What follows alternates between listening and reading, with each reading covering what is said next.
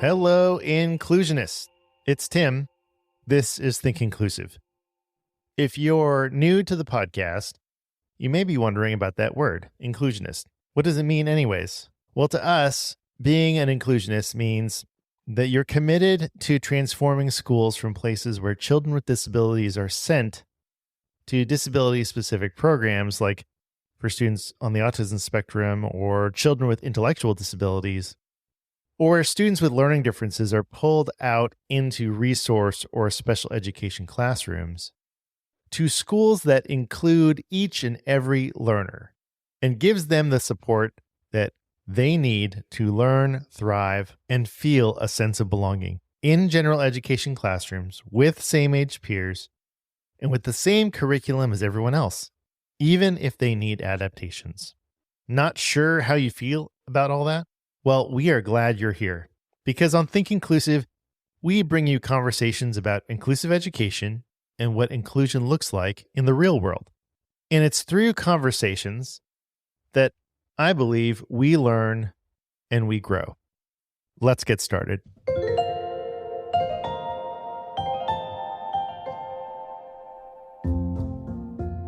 This week's guest is Beth Leipholtz, an inclusion and accessibility advocate who believes in creating a more accepting world for our children. As the hearing mother of a deaf child, Beth is raising her son, Cooper, bilingually in both hearing and deaf cultures. She shares her parenting journey on TikTok, YouTube, Facebook, and Instagram, where she has built a community of more than 1.5 million people around disability inclusion. In this episode, our conversation navigates the intertwining paths of personal narrative, maternal advocacy, and the pursuit of inclusive environments.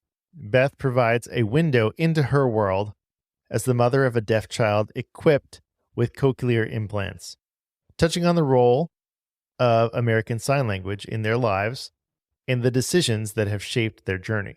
Before we get into today's interview, I want to tell you about Bookshare. Are your students reading below grade level? Do they struggle to read due to a learning difference like dyslexia, visual impairments, or physical disabilities? Bookshare is a free ebook library that makes reading and learning easier. Designed for students with learning differences, Bookshare lets students read in ways that work for them with ebooks in easy-to-read formats. Students can access millions of titles, including textbooks, educational materials, and popular titles like Harry Potter and Percy Jackson. Students read with free reading tools on the devices they have access to at school and home. They can listen to words read aloud, follow along with highlighted text, read in large font or braille, and customize their reading experience. Bookshare is 100% free for all U.S. students with qualifying disabilities, and schools through funding from the U.S. Department of Education, Office of Special Education Programs. Sign up today at bookshare.org. That's bookshare.org. After a short break, my interview with Beth Leipholtz. And for free time this week, a question for our long-time listeners. Could that be you? Stick around. We'll be right back.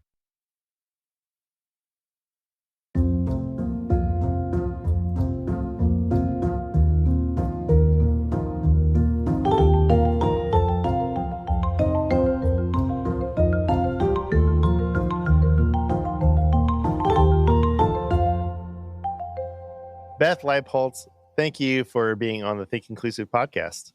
Yeah, thanks for having me. I'm excited to dive in a little bit. So Beth, you have a number of things going on. You've got Instagram, you've got your book, you've got website, you have all these things.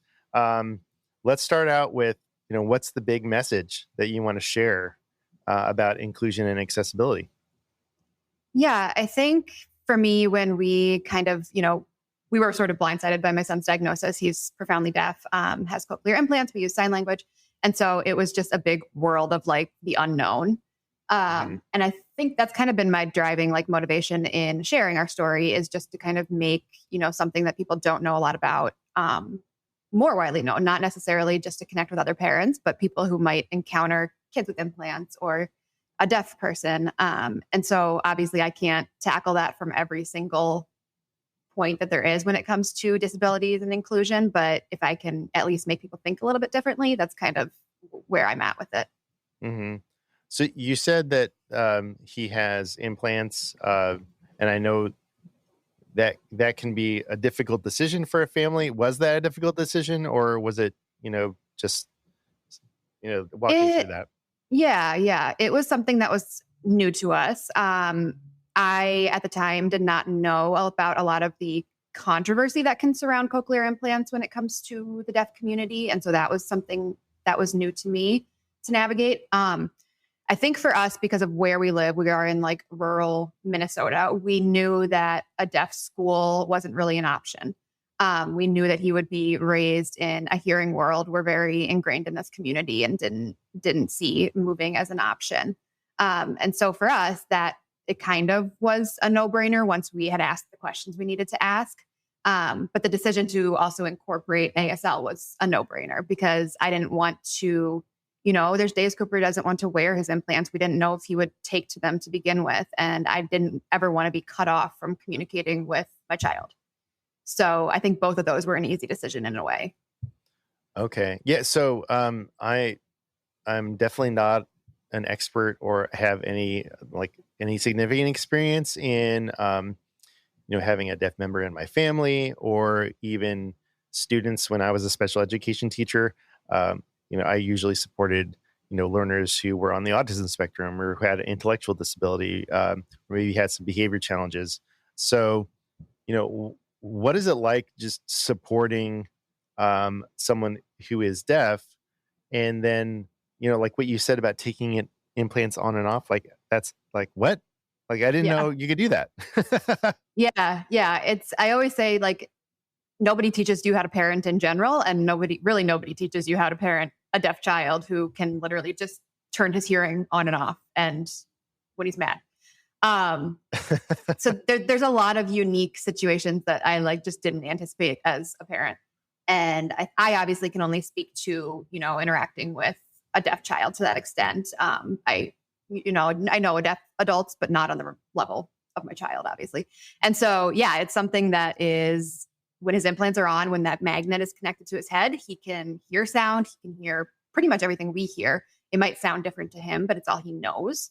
And so, and when I say everything, he can pick up on like whispers. He sometimes hears things that I don't. Mm-hmm. And same with his verbal language. Like he is amazing at speaking. He actually doesn't even qualify for a speech and language delay, which when you think about the fact that he didn't hear for 10 months of his life is crazy. That's interesting. Yeah.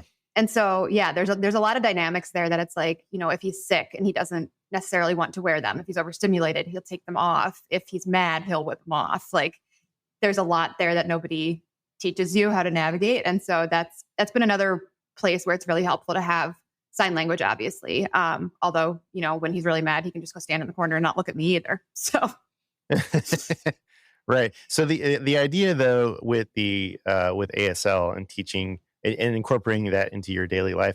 And if you look at your Instagram, feed and just overall your approach, it's, I use this kind of stuff all the time and just embed it within my daily routine. Is that right? Yeah. And I would say we've always been very much of the like follow his lead type, like give him the options and let him make the decisions. And so I hate saying it, but like ASL isn't at the forefront as much as it was at one point, just because he simply doesn't prefer it to communicate. He'll use it when he needs to, or when he really wants to get a point across, or with certain words, like whenever he says, please, he'll sign it. But it's not. And then he's just constantly on the move too. He's a very like high energy child. So even as a parent, it's hard for me to incorporate it daily still because he rarely ever looks at me.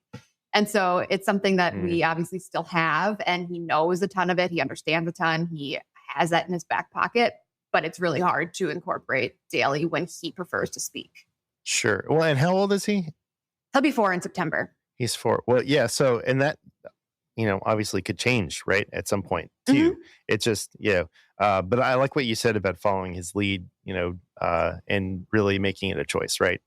Yeah. And I think that's why he has such a good relationship with his hearing device, is because we never forced it on him. And there's something that you'll hear in the world that we're in where it's like eyes open, ears on, meaning like if they're awake, their hearing devices should be on. And I hated that. Like I was like, I'm not going to force this on my child when it's obviously upsetting him or he doesn't feel good. And so I think he knows he has that autonomy, which is why he wears them the majority of the time because he likes them, but he also knows that he doesn't have to. So why was it particularly important for you to share your story with the world? I mean, putting yourself out there on social media, it can be a tough thing. It's exciting, but it also can be rough. Yeah. I did not walk into this eyes open to what was going to happen with our story. I'll just start by saying that. Mm-hmm. I sort of back up a little bit. I've always been pretty active on social media. I've been alcohol free for 10 years now. And I started sharing that journey when it was kind of unfolding. Mm-hmm. And so I was kind of, I had thick skin to an extent when it came to like unsolicited opinions and comments about my life. And so obviously it's different too when it's your child. But when I started sharing our journey, I never expected it to really grow beyond like our inner circles. And I jumped on TikTok at the beginning of the pandemic and started sharing there. And I didn't know what I was doing. And it just kind of started growing and snowballing, and other social media platforms followed suit. People were just interested because it was different, and they found it so neat that he could just like turn the world off when he wants to. And honestly, that's something I envy still to this day. I tend to get really overstimulated. He's often the cause of my overstimulation, but I never set out to become like, I hate the word influencer, but a content creator. Like it was never even on my radar. Sure. People were interested and it kind of grew from there. And I still am very, very mindful of like what I share and when, because I never want it to be something that's forced or something that like I don't enjoy anymore, because social media very much can take that out of you. Mm-hmm. But I think it also helps that I'm very, very confident in the decisions that we made for our family. I still get rude or mean comments once in a while, but not nearly as much as I did at the beginning. And for the most part, I just delete, block, and move on because I know that we did the right thing for us. Right. So Coop is 4, and my dog just jumped on the bed, so definitely going to hear his collar rattling. So Coop is 4, which means I don't know if he's in like preschool or going to a preschool program, but kindergarten is like right around the corner, right? So have you thought about what school will look like for Coop, and how will your advocacy be different, if at all, during the school years?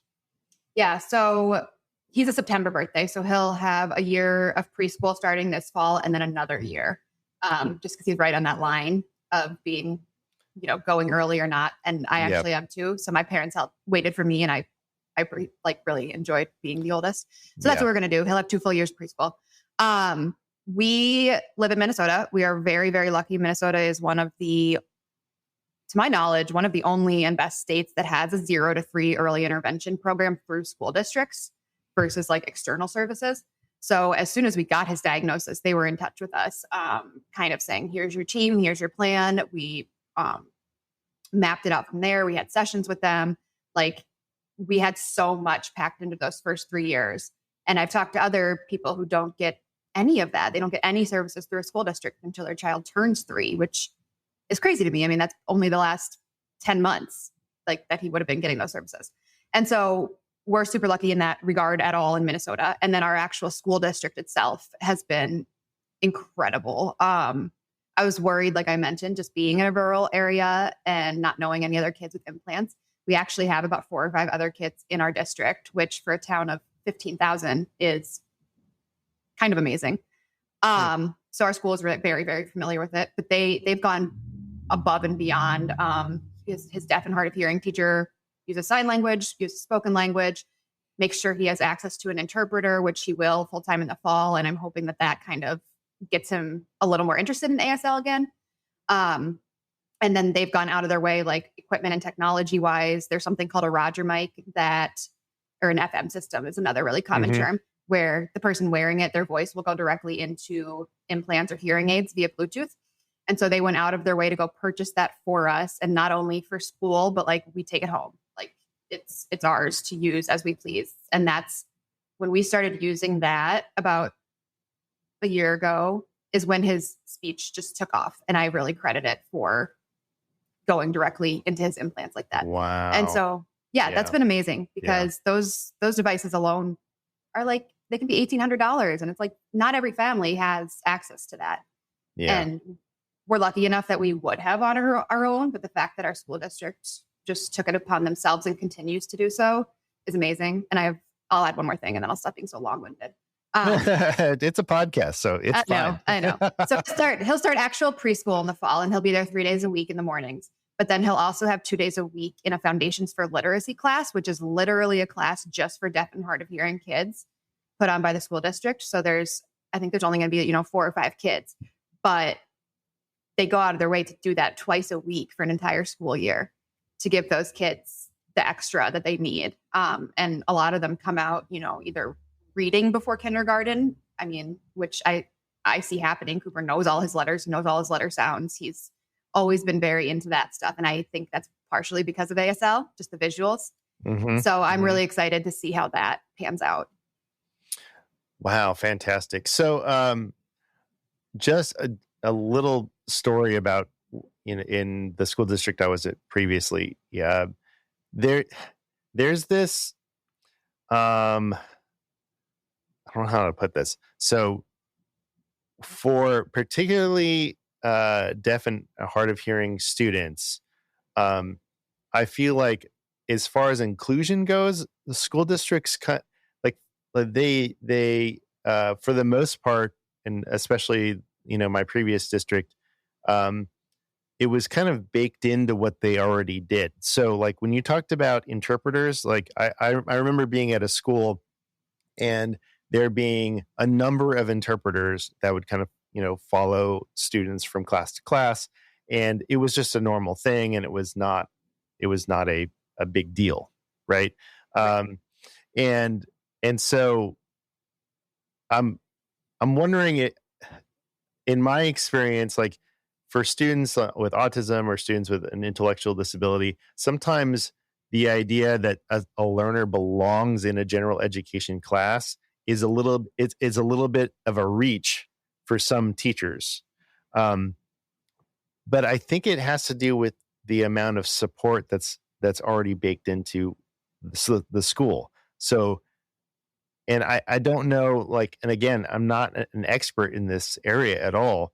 But it sounds like, at least in your school district, or as you are looking at the support that's going to be available for Coop as he goes to school, those mindsets are already kind of baked in, right? So, and they're expecting him to, be in regular classes, and the support's going to be there, right? Yeah, and it's interesting too. We have 5 elementary schools, I believe, that feed into the middle and high school. Mm-hmm. And so they kind of have them segmented. So like there's one elementary school that's specifically like they're deaf and hard of hearing kids. So like, even though we don't live in that zone, he'll go to that school. And then there's other ones that are more like their behavioral or more their physical. So that's interesting too. I have not really heard of that, but it's more so the staff, is where their specialization is and keeps them from having to kind of bounce around. So they have, hit my microphone, sorry. They have more, less of that like travel time, more time to be like with the kids one-on-one when needed type of thing. But yes, he'll be mainstream. He'll be in a regular classroom. I know that's not the case for every single student in this district, just depending on the level of needs that they have. But I know that it's a goal of the district.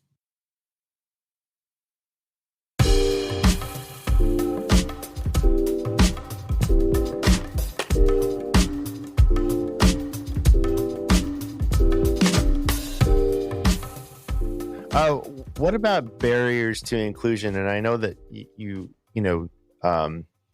Coop isn't in like, the K-12 space, but just what about you and your family? Like, what have you come up against?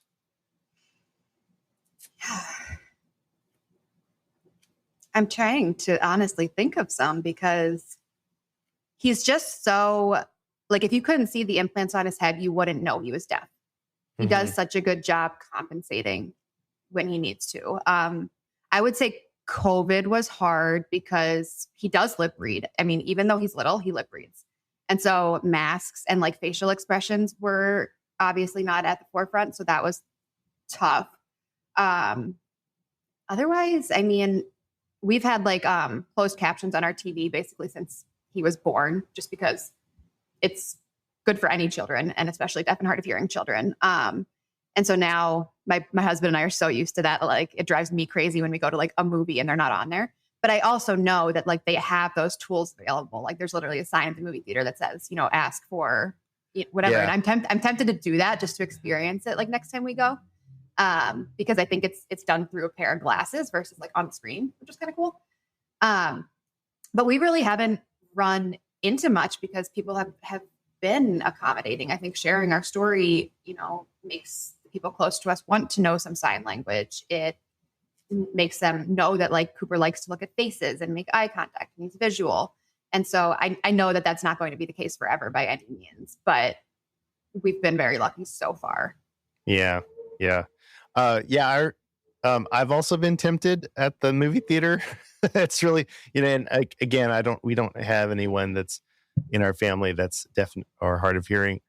Although I think my wife would say that I'm hard of hearing because of the volume that I put on the TV, and we're very split in our family. So some people just love closed captions and some don't. So it's always a little bit of a like, are we having closed captions this time or not? But typically if I'm by myself, I usually have it on. The other thing that I've noticed, and I don't know if you have AMC theaters, but where you live, but there are options where if you can go to a movie with open captions. Have you seen that? No. Yeah. So like you can purchase tickets to a movie at a particular time, and they will have the captions on the screen. And I'm like, oh man, that's really cool. That is, yeah. I'm guessing our theater is just too small to do that, but we do have AMC, so I'm curious. They probably do offer that in the bigger, more closer to the Twin Cities areas. Right. Yeah. But that's good.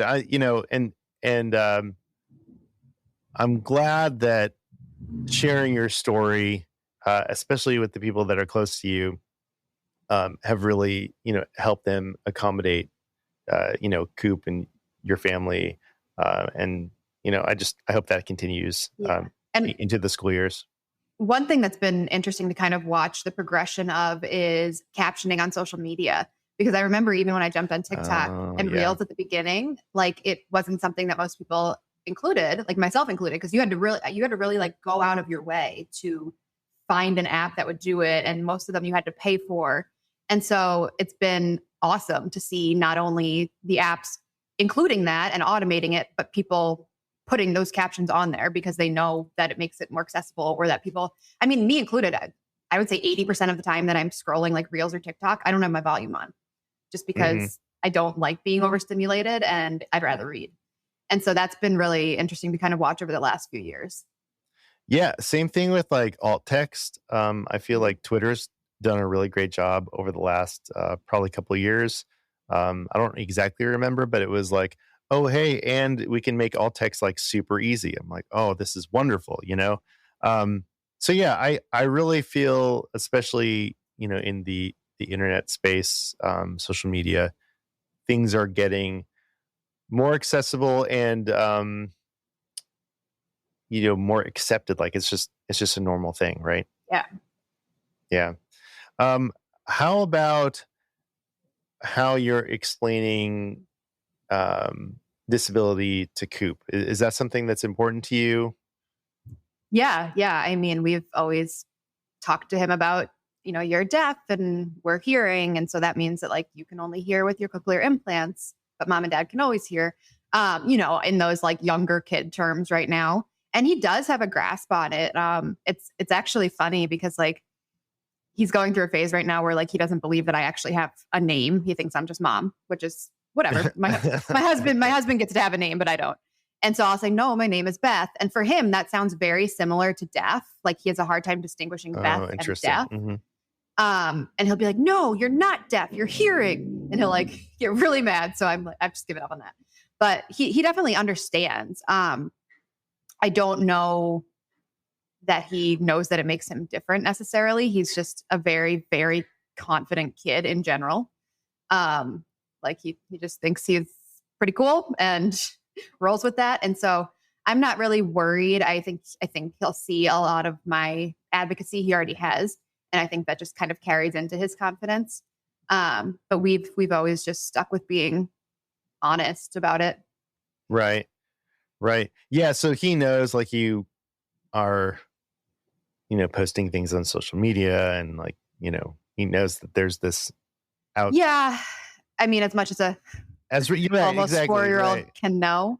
Right. And Yeah. that's something that's hard to balance too. I mean, it's something I think about as he gets older. I never force him to like be in things or be in videos. It's just, it's hard to balance because a lot of it, like I just share because it makes me smile and it makes other people smile. And,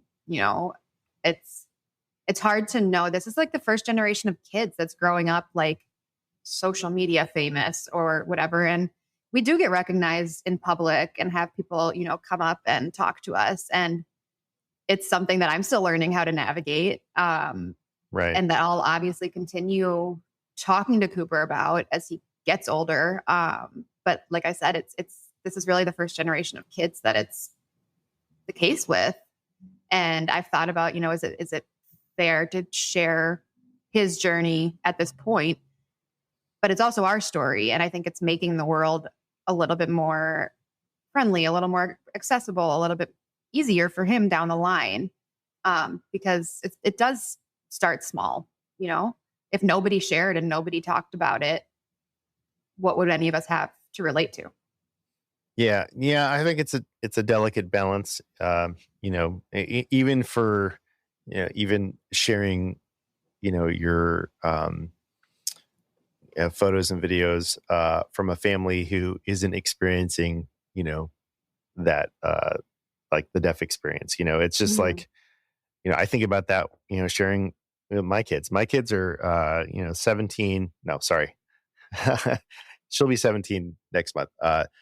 16, 13, and 10, and they're, like, well, usually with my teenagers, it's just like, hey, this is what I'm sharing. Yeah. Is that okay? And they're like, yes or no, although my 10-year-old is like, she just likes being on the socials. She doesn't have an account or anything, but she likes the feedback. So, well,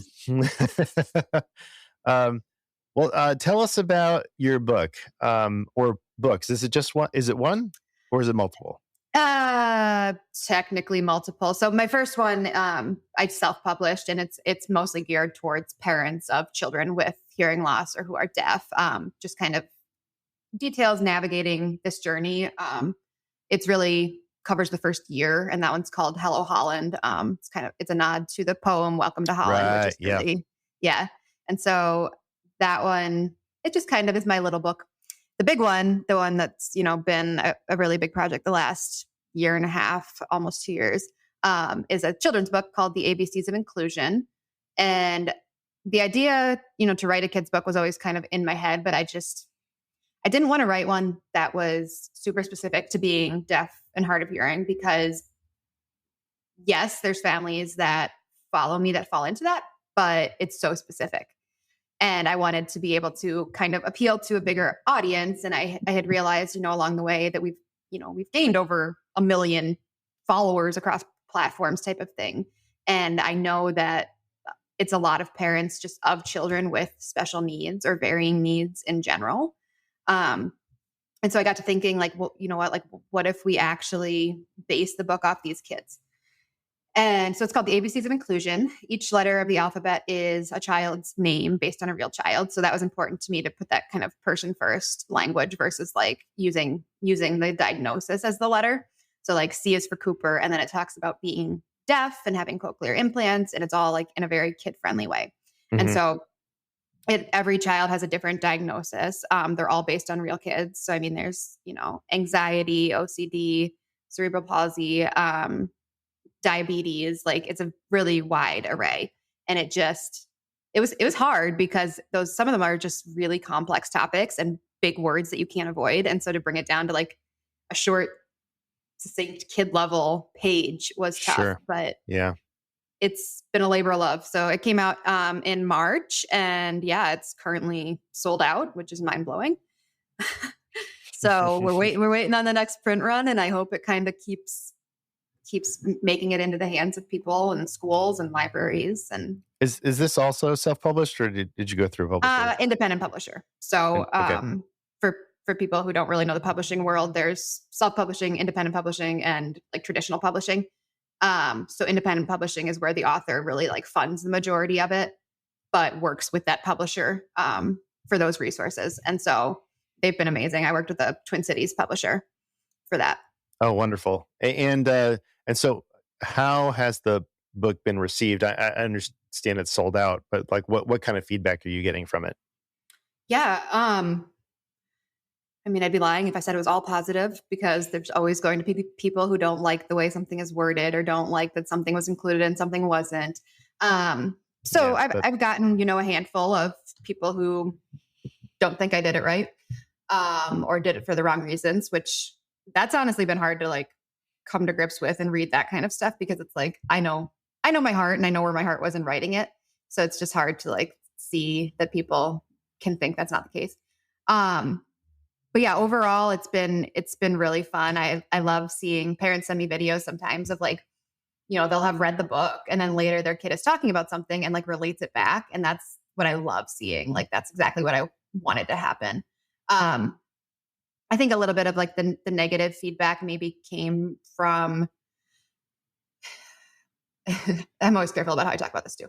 I know for somebody, it was like lack of diversity on the cover, like when it came to the kids, which that was something I really had to balance too, was like, I wanted a variety of diagnoses, but I also needed, to make sure that I represented a variety of races, a variety of locations across the world. Like it was something that was really hard to put all those puzzle pieces together, and something that I worked hard on. So like that type of feedback too is hard, because it was something that I had in mind.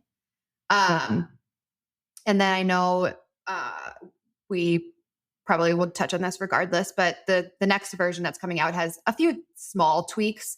I would say the biggest one is probably just I changed a little bit of the language on the autism page, because as I read it, I was just like, it just didn't feel as cohesive as some of the other pages. It didn't feel like it really covered the fact that autism can be so different for different people. And so I know there's a lot of back and forth in the autism community too over saying like somebody has autism versus is autistic. And so that's something where I think I'm not really gonna win, because it's like saying I'm an alcoholic versus I'm a person with a substance use disorder. Like some people are just going to prefer one and some are going to prefer the other. And so that's the majority. Yeah. But otherwise I've had amazing feedback, and it's really all I could have hoped for. I mean, it's sold out, so obviously people are enjoying it. Right. And beyond the book, what else do you have planned? Like, are you going to do more books, or are you just going to keep? Like, what's the like? Do you have a goal? I don't know. I do a lot of things, as we kind of touched on, and I feel like they all kind of play into each other. So my full-time job is website design. I also own my own photography business. So those two things are kind of always moving. Then I have the book, obviously. I have like the social media. It's been nice to just kind of be in this part of the publishing process where I feel like I can breathe. Like I didn't realize how insane it was for a couple months leading up to the launch and everything.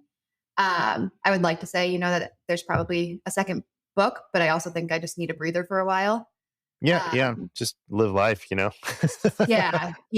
And if I were to publish again, I would probably look for a traditional publisher solely for the financial reason. It's just a lot of investment upfront, and the fact that this one's been so successful makes me confident that I could probably get into a traditional publishing house for a second one. And I just quite honestly, it's something I haven't had like the time or energy to really dive into yet. So Yeah. we're just going to ride this one out for a while and see what happens. Yeah. So the book is called The ABCs of Inclusion. I'm wondering, like, what about like inclusion, uh what drew you to that particular word? Because there's like, disability awareness, right? Um how like how is that different from what you're trying to portray in the Yeah. book? I think inclusion is, I mean, something more widely accepted as a term as a whole. I mean, I don't know very many people who set out to say, like, I don't want to be inclusive. Um, I've run into, and this again is specific to the deaf community. Hmm. There's people who say, yes, being deaf is a disability. It makes things harder. It makes me need certain accommodations. There's other people who adamantly say it's not. And that's because there's a lot, and this is me as a hearing individual with what I've learned, but there's a lot of pride in the deaf community and in being deaf and having American Sign Language.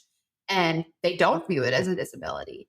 And so both that and special needs are terms that like I've had to try and figure out where to use and what's appropriate. And so disability, I feel like just invites a lot more controversy to an extent, which is never really like what I set out to engage in.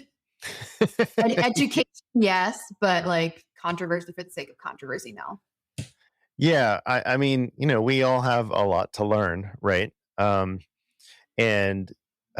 something that I've learned, interacting and speaking with and with disabled advocates, is that disability isn't necessarily a bad word, right? Mhm. So it's like, um, I definitely empathize with your when you put things out in the world. There's just some people who are not going to like it, and not like how you say things. Um, but I think that if we come at any situation with an open heart and mind, and a willingness to learn from other people and from other perspectives, I think that's that's the best we can do. And then do better, right? Like what you said on TikTok when you were talking about the changes to the book. It's okay to make changes. It's okay to change your mind. When you know better, you do better, right?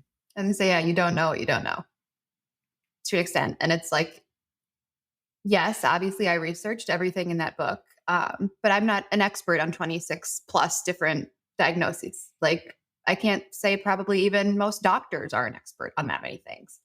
And so that's something where it's like, if people have feedback and if they present it in like a respectful way, I'm more than happy to engage and discuss. I just don't have any interest in engaging when it's approached very brashly, Well, yeah, I think, yeah. which can be said for many things. Yeah, I mean, that's not that. Yeah, that's with anything, really. Yeah. Um, yeah, I've rarely changed my mind because someone has shamed me. Yes. And I'm very much a recovering people pleaser. Like, before I would say even a couple of years ago, like I probably would have tried more than I try now to make everybody happy. And I think being in the position that I'm in now, that's just, I know that it's not going to happen. Being a parent has honestly given me a lot more confidence and backbone and ability to not only stand up for myself, but for my child.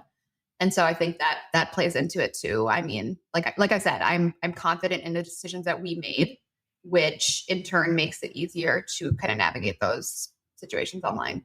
Yeah. Um, we mostly have educators who listen to the podcast. We do have some families that have children with disabilities, and of course some disabled advocates. Um, Anything else you want to make sure that they take away from this conversation? Oh, I think like parent wise, people always are like, you're so lucky to have the team that you have or the doctors that you have. we didn't have that exact team when we started. Like, I had certain feelings and issues maybe, and I changed things. And I think some parents are just like, that this is the team we were given. And I think they don't realize, you can say, I don't like this approach. You can look for other options. And yeah, maybe sometimes there aren't any, but a lot of times there also are.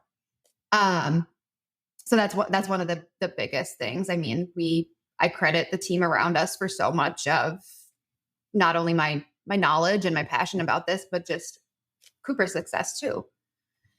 And as far as education wise, I mean, the fact that again our team has been so passionate, and so I know they have other students, but I feel like they are so invested in Cooper. And as a parent, that means the world. You want to know that your kid's in good hands and is cared about as an individual, and get updates, apart from like the ones that are set in stone. And so I think just going out of your way with the tiniest things, like some of his teachers will text me after school, like he's been in like early childhood, this past year, and be like, today he took a deep breath and calmed down and shared with his friend. And like, just those moments, or like a lot of times they'll text me and say he wanted a hearing break. That's what we call it when he takes his ears off. So, we went out in the hall, we walked around for 10 minutes, and it's like, just knowing those little things makes me feel so good about where he's at, especially as a working parent who's not involved in all of those little day-to-day things. So I think it's just, not underestimating the power of that kind of small check-in. Mm-hmm. Mm-hmm. Yeah, I think that's really great advice. To, if things aren't going the way that you want them to, it's okay to say that, Yeah. and to look for solutions.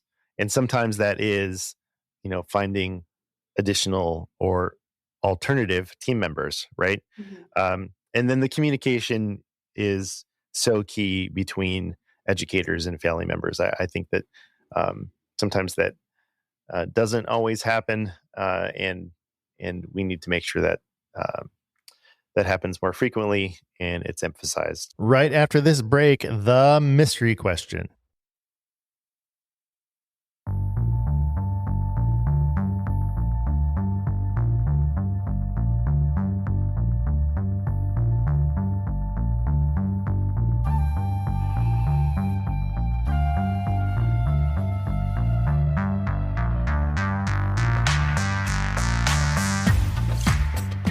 All right, so the mystery question.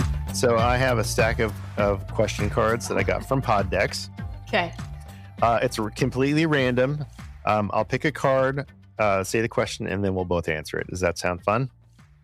It could be on anything. For a control freak, no, but but I'll do it. All right. It's good.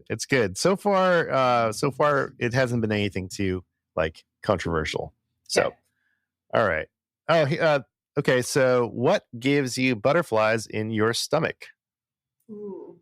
Good words. When people are good at writing and can take experiences and make you feel like you've been in them, and like it hit you in the heart as much as it did them, even when it's so far removed, like maybe it's somebody across the world. I literally will get like physical goosebumps a lot of times when I read things, and I just love that feeling. Oh, nice. Well, so for me, I say that I'm afraid of heights, but it's more like a fear of falling. Does that make sense? Mm-hmm. Yeah. And so, like, I remember, like my son is 13, and like we play video games, and we play this game called Jedi Fallen Order. And so you just, control a person and you're like jumping around and stuff. And this is a video game. Okay. But like jumping from like one ledge to like something else. Yeah. Like I feel it in my stomach, and like, there's no rational, like I'm completely safe. Everything is fine. But for some reason that just gives me like it gives me. So it's funny that you interpret it as like a positive thing, and I interpret it as Yeah. like a negative thing, which is fine, because it's a question. But I'm just a deep feeler, so there's plenty of negative things that also will make my stomach turn. But like, I also feel the good things deeply. So it's that's great. No, and the what you described, I think it's like I've definitely felt that. It's like this deep connection with the world, Mhm. like whether it's a movie or something you read or a conversation, and you're just like, that was beautiful, Yeah. so I definitely want to acknowledge that. And And there's other days I where it's like resonate that. that was heavy, or that was, and you kind of carry the weight of other people too. So I always say it's like a double-edged sword to be somebody who can like feel that much. Cause some days I'm just like, the world sucks and everybody is not happy, and that makes me not happy. Right. It's a hard thing. Yeah. All right. Well, thank you for that. Thank you for that. The world sucks. No, thank you for engaging with me on that, the mystery Yes. question. Beth Leipholtz, thank you so much for spending some time with us on Think Inclusive. We appreciate it. Yeah, thank you for having me.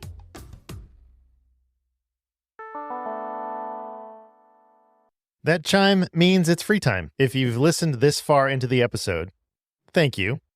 It probably means one of two things. One, that you're a longtime listener, and perhaps you've listened to most of our episodes. So you are amazing, and we would not be where we are now without you. Or maybe you're a new listener and you enjoyed the guest, or maybe even the segments that we have in this episode, like the mystery question or free time. Either way, I would love your feedback. I know it's only February, but we are planning season 12 of Think Inclusive, which will come out probably sometime in September. And I really want these episodes to be useful to you, whether you're an educator, a parent of a child with a disability, a family member, an advocate, or just someone who wants to see inclusive education move forward in our schools in the United States and beyond. So if there's a topic that you'd love for us to cover, let me know. You can email me at tvillegas@mcie.org. That's TV as in Victor, ILLEGAS @mcie.org. And I don't mind getting email. Actually, I love it because it lets me know that people are listening. And so maybe you've been listening for years and you've never reached out. Please do, and let me know your thoughts.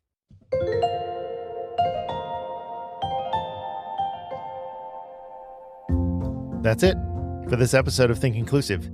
Are you ready to move forward with inclusive educational practices in your school or district? Come and partner with us.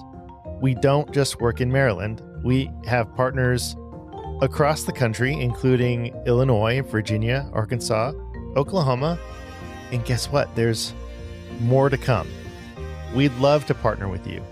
Our work begins with a conversation. So reach out on our website, mcie.org, and let's talk. Think Inclusive is written, edited, sound design, mixed, and mastered by me, Tim Villegas.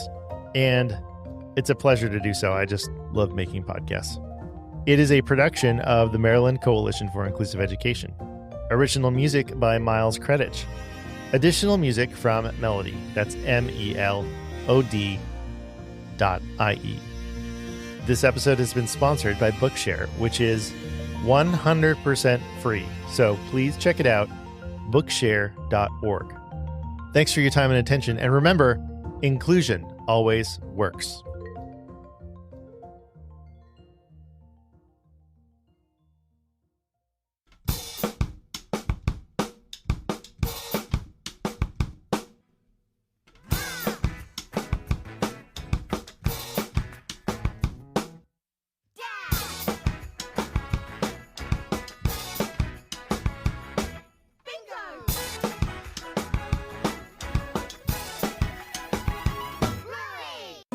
From MCIE.